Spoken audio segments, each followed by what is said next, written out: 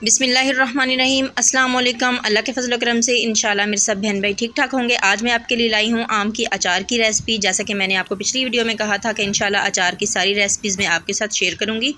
तो आज इंशाल्लाह मैं आपको बताऊँगी। वीडियो को आपने स्किप नहीं करना, पूरा देखना है, तभी आपको पता चलेगा कि हमारा जो अचार है किस तरीके से हम डालें तो वो ख़राब नहीं होगा।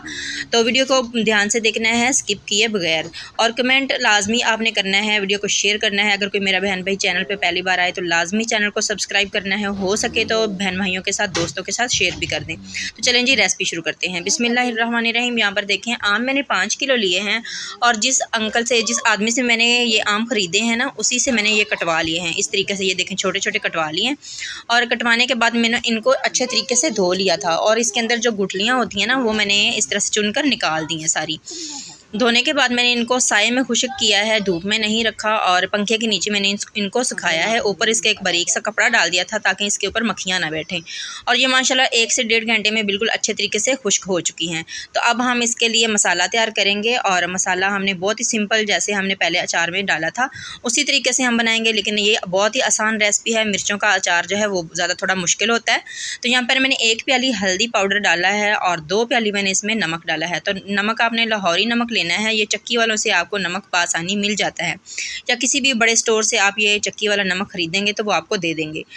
तो यहाँ पर देखें जी, अब हम इसमें बाकी के जो मसाला जाते हैं वो डाल लेते हैं। तो यहाँ पर आधी प्याली मैं डाल रही हूँ इसमें क्या कहते हैं, सौंफ, और आधा पाव सारी चीज़ें मैंने ली हैं।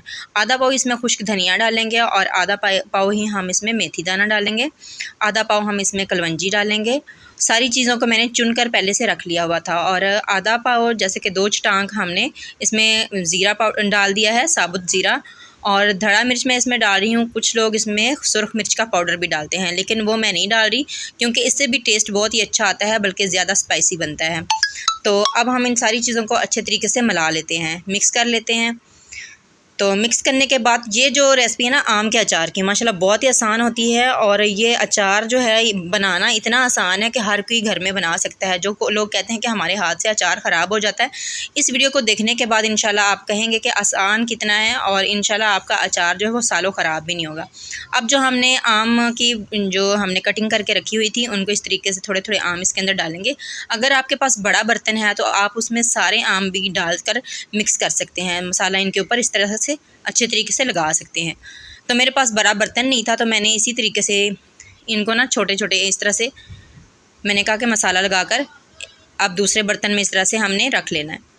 तो सारा जो जितने भी हमने आम की कटिंग की हुई है, सारे को इसी तरह से हमने मसाला लगाना है। तो मसाला लगाने के बाद हम इसी तरह से बर्तन में रखते जाएंगे। और हमने इसको कोई धूप में नहीं रखना, जैसा कि लोग कहते हैं कि इसको एक दिन धूप में रखें तो इसका जो पानी वगैरह निकलेगा, तो फिर हमने इसको अचार इसके ऊपर तेल डालना है। तो इस तरह से आपने कुछ भी नहीं करना इस तरह से, बल्कि अचार जो है ना वो ख़राब हो जाता है, गल जाता है। ये देखें माशाल्लाह, मैंने 3 दिन पहले जो रेसिपी आपके साथ शेयर की थी हरी मिर्चों के अचार की, माशाल्लाह देखें इसकी शक्ल बहुत ही प्यारी लग रही है। और इसके अंदर मैंने तेल, जैसे कि आपको कहा था कि और तेल डालूंगी, तो मैंने इसके अंदर तेल भी डाल दिया था। और मैंने तकरीबन हर रोज़ इसको हिलाती हूँ इस तरह से, ताकि अचार एक ऊपर से नीचे से अच्छी तरह से मिक्स हो, तो इसके अंदर जो फंगस है ना वो नहीं लगती। तो जब तक आपका जो अचार है बिल्कुल सेट ना हो जाए ना, तो आपने इसको मुसलसल 1 हफ़्ता या 1.5 हफ़्ता तक ना आपने इसी तरह से हिलाते रहना है। अब जो हमने मसाला इसके अंदर जो बचा था वो भी मैंने इसके अंदर डाल दिया। और जो सारे आम हमने मसाला लगा कर रखे हुए हैं वो सारे इसके अंदर डाल देते हैं। तो ये देख सकते हैं मैंने बाल्टी ली है। आपके पास जो भी बर्तन हो जिसमें आपने अचार को बंद करके रखना हो, शर्त ये है कि आम जो बर्तन हो वो गीला ना हो, पानी वाला ना हो, तो इंशाल्लाह आपका अचार कभी भी ख़राब नहीं होगा। तो अब सारे जो हमने अचार सारे आम हैं इसके अंदर डाल लेते हैं। तो आपने मुझे बताना है कि आप लोग अचार जो आम का है वो किस तरीके से डालते हैं। मेरे साथ लाजमी आपने वीडियो जो अपने घर की जो है डिटेल आपने शेयर करनी है कमेंट में। तो यहाँ पर देखें सारे के सारे आम मैंने इसमें डाल दिए हैं और मसाला लगे, अभी इसको देर भी नहीं हुई थी। तो ये देखें इसके अंदर से ना थोड़ा थोड़ा पानी सा रसना शुरू हो गया है। जब हम इसमें पानी ये मसाला लगा कर रखते हैं ना हल्दी और नमक का, तो इसके अंदर से पानी निकलने लग जाता है। और साथ ही हम इसको अचार वाले बर्तन में डालकर ऊपर से इसी तरह से ऑयल डाल देंगे, जिस तरह से मैं डाल रही हूँ। और यहाँ पर मैंने 3 लीटर ऑयल लिया है। पहले मैंने 1.5 लीटर ऑयल हरी मिर्चों में डाला था, और अब मैंने 3 लीटर मज़ीद और ऑयल लिया है 5 किलो आमों के लिए। तो अभी भी मुझे ये थोड़ा सा कम लग रहा है, लेकिन देखें यहाँ तक है।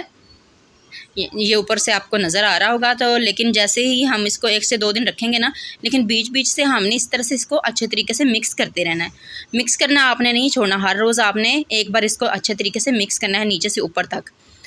तो फिर इंशाल्लाह आपका अचार कभी भी ख़राब नहीं होगा। तो इस वीडियो को देखने के बाद जिस मेरी बहन को अचार डालना नहीं भी आता, वो भी इंशाल्लाह लाजमी अचार डालेंगी।